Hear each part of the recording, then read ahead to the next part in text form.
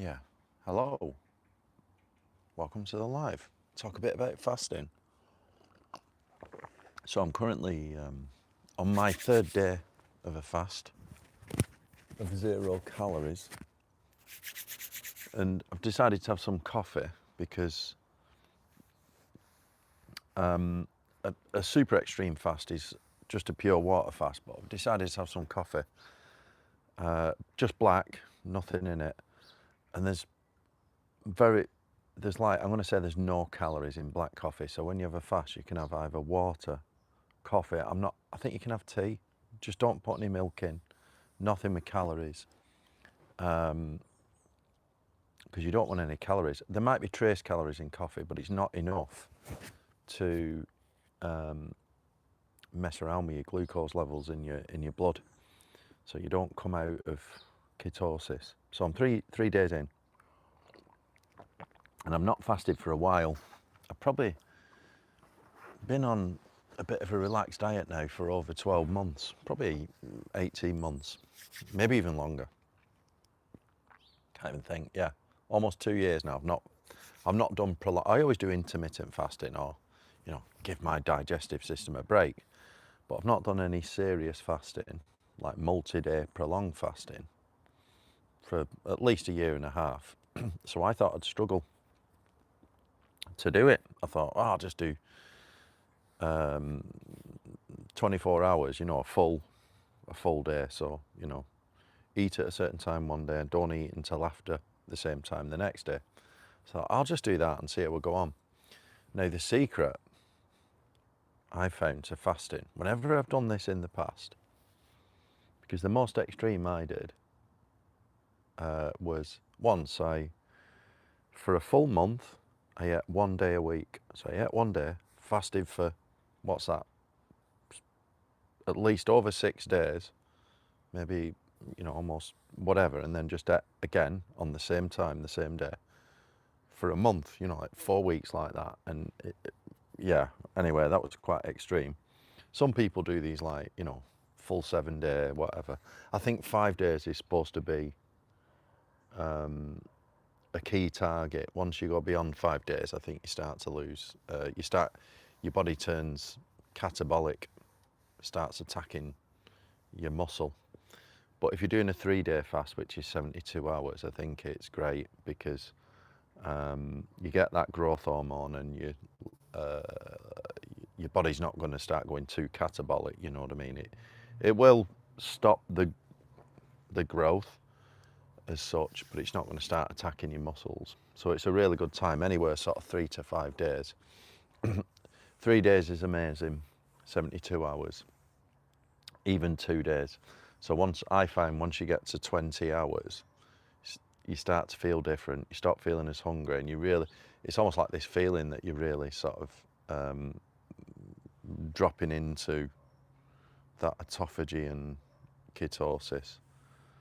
But this time round, the reason why I found it easy is because what I did, I didn't set an end date. I just went, I'll just do a day, see how it is. So 24 hours got in, and then went, I'll just do another. Right. That was yesterday, got there, and even had to drive to Wales yesterday, so up early in the morning, long day, travelling to Wales, there all day at a conference, come back late, tired from the trip, trained, no problem, absolutely no problem. Went, you know what, I'll go another day. And this is a secret, right? Whenever I've done a 72-hour fast in the past, I've always had a time. Let's say it's 4 p.m. today, it would be, whatever. 4 p.m. today is the time when I'm going to end my fast. Then it's going to be 72 hours. The problem with having a really fixed date and time like that is your body this is when your mind starts going in. The closer you get to that, you get almost like, it's like a countdown pain. It's like a countdown hunger, because you're getting closer to the end of the fast. That's when you're likely to cave. So this time around, I just did not set an end date and just went, I'll do a day, then I'll do another day, And then I went, oh, I'll just do another day. So I'm on my third day, and it's great. And like I say, I'm not even in training for fasting. I've not done any for a year and a half. So it should be difficult. But here I am on my third day, and it feels great. And later on, I just might go, you know what? Because when you get to the afternoon, you might think, it's only a few hours and I'll be asleep. I'll just go another day and see what happens. So I think the secret to fasting is not to fix an end date. Well, keep it arbitrary. You don't need a fixed end date. And then you're more likely to worry you now. I'm just at home. You're more likely to see it through, because if you think I'm not going to eat until such a time or whatever, you fix that time. I remember doing this when I was doing a 72-hour fast, and I get to like 60 hours and I've got, there's only a few hours left. And then I get to the last sort of 4 hours and I just couldn't do them 4 hours, just because your brain's telling you you're going to eat, and all that ghrelin hormone's going to come back. So yeah, good morning. Worcester. All right, cool. Oh, how much water? I drink loads of water all the time. Yeah, so what I find is drinking water really helps, yeah. There are some people, if you listen to people like Dr. Berg, I probably drink, I don't know, 4 litres easy. You know what I mean? More. I drink a lot of water. I mean, it's getting to the point where I have to really slow down in the evening with water. Otherwise, that's what can cause you to get up in the night. So you have to slow your water down. Otherwise, too much water, you just need to go. It interrupts your sleep. But there are some people like Dr. Berg. You ever listen to his stuff? He's brilliant. When he talks about fasting, he also talks about there are certain nutrients that to help you through the fast. Talks about coffee, and he even says that you can put a bit of MCT oil in your coffee if you're late in your fast to keep you in ketosis. But I don't believe in putting MCT in, because that's adding calories, and I don't want calories. I want pure 0-calorie fast. But he also talks about in your water putting electrolytes in. And I need to look at this, because I did do that yesterday. I put a bit of, I took a magnesium tablet, and I had a bit of like Celtic salt in my water. I don't know if there's calories in it. And the reason why he tells you to take electrolytes is because certain vitamins, and also B vitamins, because your body can't retain such things, the electrolytes and the B vitamins, and you'll start to feel tired and nauseous. And you know what these salts do. I take electrolytes all the time. So he recommends taking a bit of electrolytes. I'm going to look into that, because whenever I've fasted, I've never took, not even supplements, because in some especially like cod liver oil, like fish oils, there's calories in them, so you can't take it. Maybe like microdose before you start your fast, have shitloads of them. But there are some like things like the salts. You'll lose a lot of salt in the fast because you're going to lose a lot of weight. And certain like B vitamins you can't store for prolonged periods, so you might want to take them. But I'm not sure if it messes with your fasting. Shouldn't drink that much water without electrolyte. Yes, exactly, because you're spot on there. When we drink water, we really should be putting electrolytes with it, because there's a balance of is it one part electrolyte to 3 parts water, something like this is a ratio. It might be 1 to 4, I think it's 1 to 3. But essentially, for every part of water, we need a certain amount of salt. That's how our bodies work. It's not just pure water. We need the salts with it, or the electrolytes. And when you're on a fast, you're in deep ketosis when you're on a prolonged fast. And even I'm on a permanent low carb diet. So even on a low carb diet, when you're on a low carb diet, you shed water a lot. So you get rid of a lot of salts out of your body. So electrolytes are really important. Or if you're on some kind of whole foods diet, not, because obviously the mainstream health advice tells you don't have salt and don't have sugar. Yeah, I agree with don't have sugar, but the don't have salt one, I think, is not, you need salt. Don't add salt. I think that advice is good if you're on a crap processed food diet. So if you're like having takeaways and McDonald's and all the rest of it, I'm not shitting on McDonald's, but like ready meals and all this, then there's already a lot of added salt. So yeah, of course. And if you're having all them bad carbs and shit like that, you're going to store more water. There's probably loads of salt in it. Yes, don't add salt.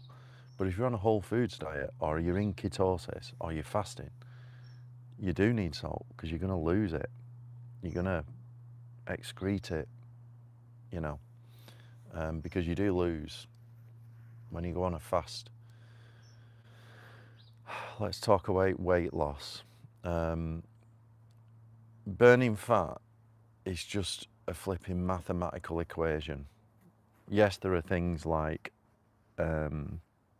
metabolism to take into account and your base rate and all that, but in general terms it's a mathematical formula and you can work it out. It's really easy. But when you fast, if you do a prolonged fast and you drop a lot of weight, you've got to account for most of that weight, or a lot of that weight initially is water, and that's where the salt goes with it. So if you think about how much weight could you lose on a fast, right? If you go on the scale before you fast and at the end of the fast and you dropped a shit ton of weight, you could probably calculate how much of that is fat based on, if you know how many calories you burn in a day, if you track calories, if you've looked at what your base rate is. So there's calculators online. If you go to my website, andyholt.co.uk, go to the diet plans and recipes, I've got a link to a calculator that I use that helps you. Like, you plug in your age, your height, your weight, whatever, and it will tell you what your calories are. You really should be looking at what your body fat percentage is and stuff like this. But like, take me at the minute, I've not really been tight on my diet for a while. I'm about 85 kilos. Might even be a bit more. Well, I'm not now after the fast. But let's say 85 kilos, right? I'm probably around about 13% body fat, maybe a bit more, maybe even 15, right? Quite high at the minute because I've not been. So if you say I've got at least 10 kilos of body fat on me, maybe a bit more, but let's just say I've got 10 kilos of body fat on me. Every kilo of body fat probably has about 7,200 calories, right? So what's that? Right, 7,200. I've got 7,200 calories in my body, and I'm burning, I don't know, somewhere between 2,500 and 3,200 a day, depending on my activity level. So if we just take, how many days, I've got days and days, there's plenty of energy in my body. So if I'm burning, say, if I do a 3-day fast, let's say I save 10,000 calories or 9,000 calories, whatever, right? That's just over a kilo of body fat. Now, you have got things like metabolism and everything else that are going to affect this. But if we just say, if I go to tomorrow and I do, let's say, 10,000 calories overall, that's a kilo of body fat and a kilo and a half. But I might drop 4 kilos. And you think, shit, it's really good, this fasting, I'm losing loads of weight. You're not. You need to look at it like that. You need to think, what is my average daily calories that my body burns times how many days of a fasting? And that's roughly the real net weight loss that you're going to see. The rest of it is just water. So if you're losing crazy amounts, yeah, bottles of water. Does it have electrolytes in it? It depends. If you have mineral water, some mineral waters do have certain electrolytes in it. But I always think it's better to add electrolytes. There's some really good ones on the market. You've got Element, you know, Rob Wolf's, is it Rob Wolf's stuff, Element? But I find it's just way overpriced. It's crazy. It only comes in little sachets, which are great because obviously one per drink, but it's way overpriced. So I found one on online that I get that's just like a third of the price. That's decent. But somebody told me about Celtic salt, so I've got that as well. Celtic salt, that's pretty good. Just a bag of Celtic salt, you can just put that in. It's natural. It's super strong though. I mean, if you taste it, if you ever drink like water with salt, it's disgusting, but it's just pure salt. Whereas the electrolyte stuff tends to be flavoured. It's a bit manufactured. But yeah, you should. If you're having like Evian or whatever, branded bottled water, there are some minerals in it, but you need quite a bit of, you know, magnesium, potassium, sodium. So you need to look at it for that. And just back to weight loss again, because I did there's quite a few videos on my channel about fasting and weight loss. And I did one where I said that fasting doesn't burn fat, and it got a lot of comments, like positive and negative. And what I meant by that is fasting as a tool is not the thing that's burning fat. The thing that's burning fat is the calorie deficit. And it doesn't matter whether you do that through fasting or through just minimizing, you know, lowering your calories per day. You will lose weight because it's just an energy balance. Just calculate over the time that you're looking, as your body consumed less calories than it's burnt. And it's just as simple as that. Now you can achieve that through dropping your daily calories, fasting, intermittent fasting, prolonged fasting. The fasting itself's not doing it. The reason why fasting works is because it's stopping you eating, which is reducing your calories. That's why when I first started intermittent fasting, the biggest benefit of it was it stopped me snacking at night and things like this, and the real, you know, the net benefit was a reduction in calories. Now, if you fast, let's say you fast for 24 hours and you save 3,000 calories, and then the next time you eat just like 6 bags of Haribos or something, and there's 10,000 calories in it, you've actually cancelled out your fast, because over the time period, you've consumed more calories than you've burnt in your fast. You know, the gains you got in your fast. So it is important to, when you look at weight loss, you got to look at the longer period. Like over a week, how many calories have you consumed compared to, you know, what your body is naturally burning in terms of, you know, its maintenance calories.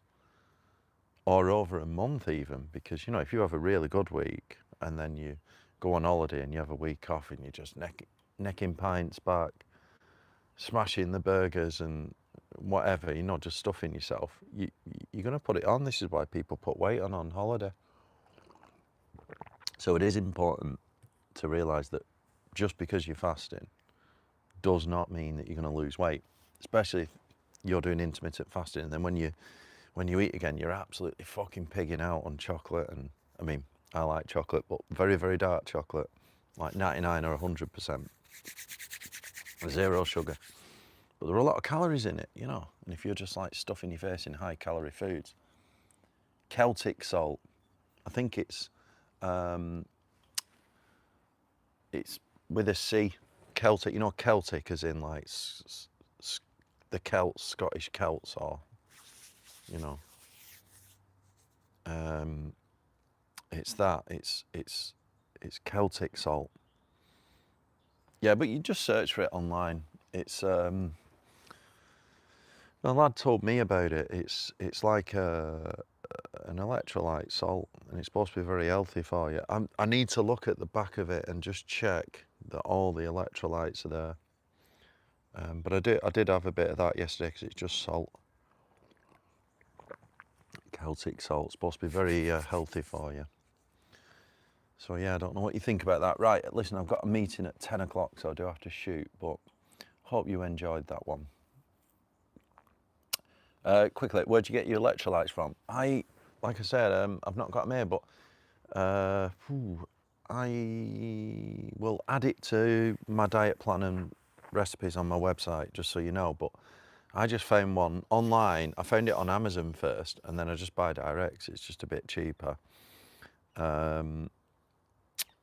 It's just a tub of powder. You know, it's not, you just have a little scoop. So I just found this electrolyte that was the third of the price of, say, Element, because Element's great, right? Brilliant stuff. But it's super expensive. If you look at how much it is, it's a fortune for what it is. So I found this other one that's a third of the price, and it's just a tub of electrolytes, pretty basic. And I just checked out the back and it made sure it's got, I just found it on Amazon. It's not like a really well-known brand, but I have checked them out. And I just get this tub of it, and it's just a little scoop, just pop a scoop in. Have it every morning. When you have, just quickly, because I've got to go, in terms of electrolytes, from what I've heard,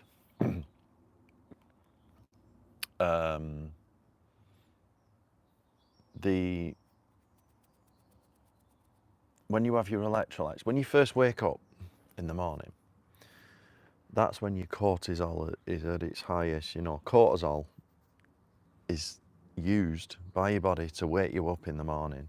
And obviously cortisol's like a stress hormone. So it's done to wake you up. So that's when your cortisol's at the highest. So it's really not a good idea to have coffee first thing. You should wait at least 30 minutes, 45 minutes, maybe an hour before you have coffee. So your first drink should be water. And it's always good to have your first drink with electrolytes in the morning.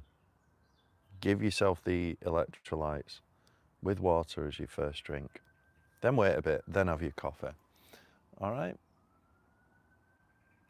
Right, cheers guys. I do have to go, it's 10 o'clock. Got a meeting. See you all next time.